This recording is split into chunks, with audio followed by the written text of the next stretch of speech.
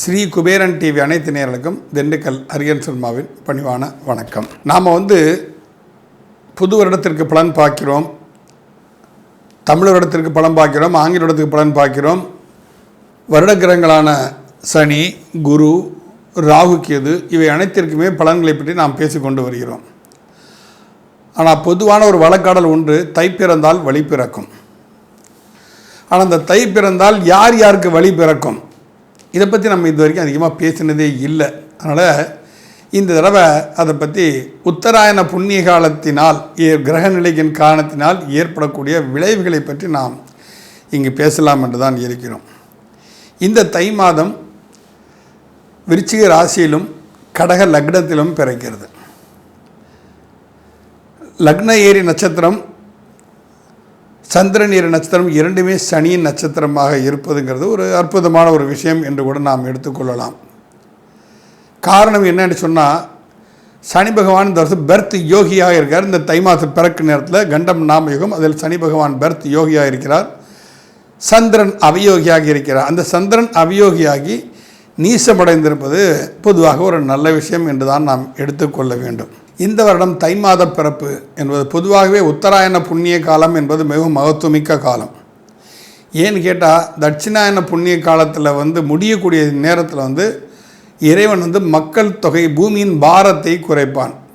பல உயிர் சேதங்கள் நடக்கும். உலகம் பூரா எங்கெல்லாம் என்னெல்லாமோ நடக்குது. நம்ம இந்தியாவில் நடந்தது தான் நமக்கு தெரியுது. அப்போது அந்த உத்தராயண புண்ணிய காலம் என்பது அப்போ சூரியன் துலா மாதம் சொல்லக்கூடிய ஐப்பசி மாதத்தில் நீசமாகி அதிலிருந்து சிறிதாக பலம் பெற்று அவர் மகர ராசியில் சந்திக்கக்கூடியதான் மகர சங்கராந்தி என்று நாம் எல்லாம் சொல்கிறோம். அந்த மகர சங்கராந்தி என்பது உத்தராயண புண்ணிய காலத்தின் ஆரம்பம். உத்தராயண புண்ணிய காலத்தில் தான் பல மேன்மையான தன்மைகள் எல்லாம் நடக்கின்றன. அந்த உத்தராயண புண்ணிய காலத்தில் தான் பீஷ்மர் கூட தன் உயிரை மாய்த்துக் கொள்வதற்காக காத்து கொண்டிருந்தார். உத்தராயண புண்ணிய காலத்தில் யார் ஒருவருக்கு மரணம் நிகழ்கிறதோ அவர் உண்மையிலே சற்று புண்ணியவான்கள் என்றெல்லாம் கூறப்படுகிறது. அயன தர்ப்பணம் பண்ணும்போதும் அப்படி தான், தட்சிணாயன உத்தராயணம் பிறந்த பிறகு தர்ப்பணம் பண்ணணும்னு சொல்லுவோம். அந்த வகையில் பார்க்கும்போது 15ஆம் தேதி 15/1/2026 அன்றைக்கி காலையில் தர்ப்பணங்கள்லாம் பண்ணணும் எல்லாருமே. இப்படி இந்த உத்தராயண புண்ணிய காலம் பிறக்கக்கூடிய காலகட்டத்தில் சிம்மத்தில் கேது, விருச்சிகத்தில் சந்திரன், தனுசில் புதன், செவ்வாய், மாந்தி, மகரத்தில் சூரியன், சுக்கிரன், கும்பத்தில் ராகு, மீனத்தை சனி, மிதுனத்தில் குரு, இந்த தன்மையில் இந்த உத்தராயண புண்ணிய காலம் பிறக்கிறது. இந்த நிலையில் 12 ராசிகளுக்கும் என்ன நிகழ்வுகள் நடப்பதற்குண்டான சந்தர்ப்பங்கள் இருக்கின்றன என்பதை நாம் வரக்கூடிய பதிவுகளில் பார்ப்போம். மேசராசி அன்பர்களே, உங்கள் ராசிக்கு 8ஆம் இடத்தில் சுகஸ்தானாதிபதி சந்திரன் அமர்ந்திருக்கிறார். இந்த உத்தராயண புண்ணிய காலம் பிறக்கக்கூடிய இந்த நேரம். ஏன்னா 14ஆம் தேதி நைட்டே உத்தராயண புண்ணிய காலம் பிறந்துருது. கிட்ட 14/1/2026 நீ சாயந்தரம் 6:45 மணிக்கு உத்தராயண புண்ணிய காலம் பிறந்துருது. அப்போ அங்கே சூரியன் மகரத்தில் பிரவேசம் பண்ணுறான். உங்கள் ராசிக்கு 5ஆம் அதிபதி 10ஆம் இடத்தில் பிரவேசம் செய்வது அற்புதமான ஒரு விஷயம். ஆனால் சுகஸ்தானாதிபதி என்று சொல்லக்கூடிய சந்திரன் 8ஆம் இடத்தில் போய் நீச்சமடைகிறார்.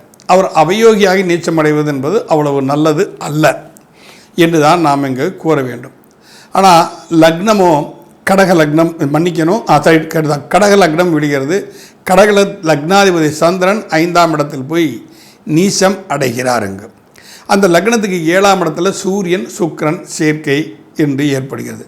இந்த சூரியன் சுக்கிரன் சேர்க்கை என்று ஏற்படும் போது இந்த மேசராசிக்காரர்களுக்கு 10ஆம் இடம் என்று சொல்லக்கூடிய அந்த இடத்துல சூரியனும் சுக்கிரனும் இருக்கும்போது பொருளாதார முன்னேற்றம் கண்டிப்பாக மேசராசிக்காரர்களுக்கு ஏற்படும்.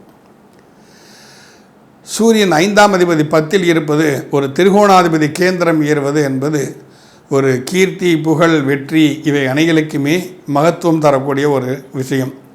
மேசராசி அரசியல்வாதிகளுக்கு செல்வாக்கு மிகுந்து காணப்படக்கூடிய ஒரு விஷயம் என்று நாம் சொல்லலாம்.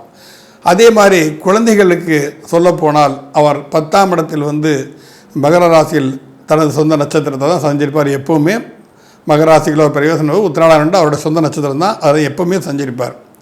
அப்போ அந்த குழந்தைகள் பெற்றோர்களின் சொல் பேச்சை கேட்டு நடப்பதற்குண்டான வாய்ப்புகள் அதிகம். துடிப்புத்தனம் இருக்கத்தான் செய்யும் குழந்தைகளுக்கு. இருந்தாலும் சுக்கிரன் சூரியன் சேர்க்கை என்பது சற்று காதல் வயப்படக்கூடிய தன்மைகளை உருவாக்கிவிடும் மேசராசிக்காரர்களுக்கு. ஆனால் அதில் முழுமை அடைவீர்களா என்று சொல்லப்போனால் அது சற்று அது ஏமாற்றத்தை தான் கொடுக்கும். காரணம் என்று சொன்னால் இந்த மேசராசிக்கு 11ஆம் இடத்துல ராகு அமர்ந்திருக்கிறார். பொதுவாகவே ராகு 11 இருக்கிறது ரொம்ப நல்ல விஷயம்தான். ஆனால் அந்த 10ஆம் அதிபதியும் 11ஆம் அதிபதியும் சனி பகவான் உங்கள் ராசிக்கு 12இல் இருப்பதால் நீங்கள் செய்யக்கூடிய வேலைகளில் உழைப்பு அதிகமாக இருக்கும், வருமானம் குறைவாக இருக்கும். அதே சமயத்தில் ராசிக்கு 8ல் சந்திரன் சஞ்சரிப்பதால் மனத்தடுமாற்றங்களும் செயல் தடுமாற்றங்களும் கண்டிப்பாக ஏற்படும். நாம் செய்வது சரிதானா, நாம் என்ன செய்ய நினைத்தோம், என்ன செய்து கொண்டு இருக்கிறோம், ஒரு விஷயத்தை செஞ்சுட்டு ஏன் இதை செஞ்சோம் அப்படிங்கிற ஒரு தன்மைகள்லாம் உங்களுக்கு ஏற்படுறதுக்கு சாத்தியக்கூறுகள் இருக்கின்றன. இப்போ உங்கள் ராசிக்கு 7ஆம் இடத்தை குரு பார்ப்பதால் மேசராசிக்காரர்களுக்கு இந்த உத்தராயண புண்ணிய காலத்திற்கு பிறகு திருமண வாய்ப்புகள் அதிகமாகும். அது ஆணாக இருக்கட்டும் பெண்ணாக இருக்கட்டும். 7ஆம் இடம் என்பது பொதுவாக களத்திர ஸ்தானம். அந்த ஸ்தானத்தை உங்கள் ராசியின் பாக்கியாதிபதியாகிய குரு பார்ப்பது என்பது அதீத நற்பலன்களை கண்டிப்பாக உங்களுக்கு கொடுக்கும்.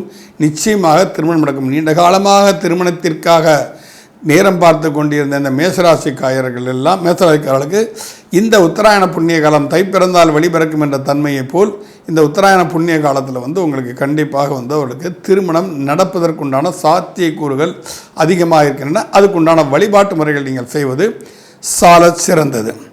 அது மட்டுமல்லாமல் பூர்வ புண்ணியஸ்தானத்தில் கேது அமர்ந்திருப்பதால் உங்கள் ராசிக்கு 5ஆம் இடத்தில் கேது இருந்தால் குழந்தைகளிடம் பிடிவாதத்தன்மை அதிகமாக இருக்கும்.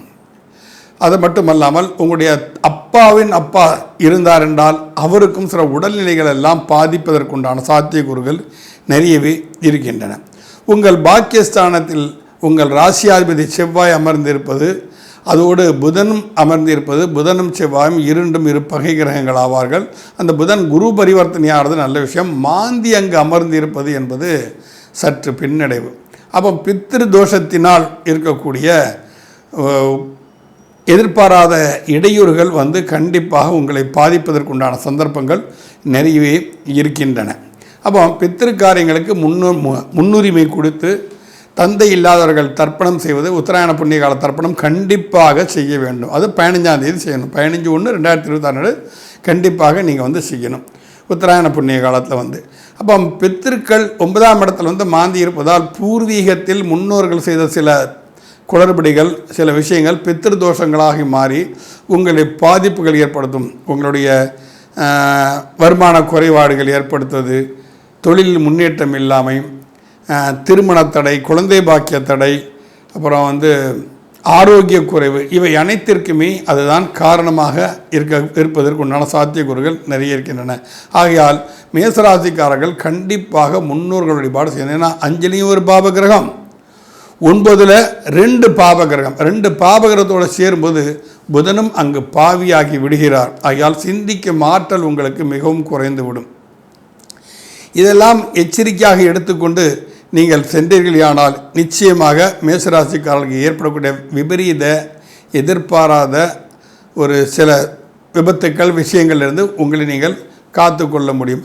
ஆக மேசராசிக்காரர்கள் செவ்வாய் பகவான் அதற்கு அதிபதியாக இருப்பதால் நீங்கள் என்ன செய்யணும் அப்படின்னு சொன்னால் முருகன் ஆலயங்களுக்கு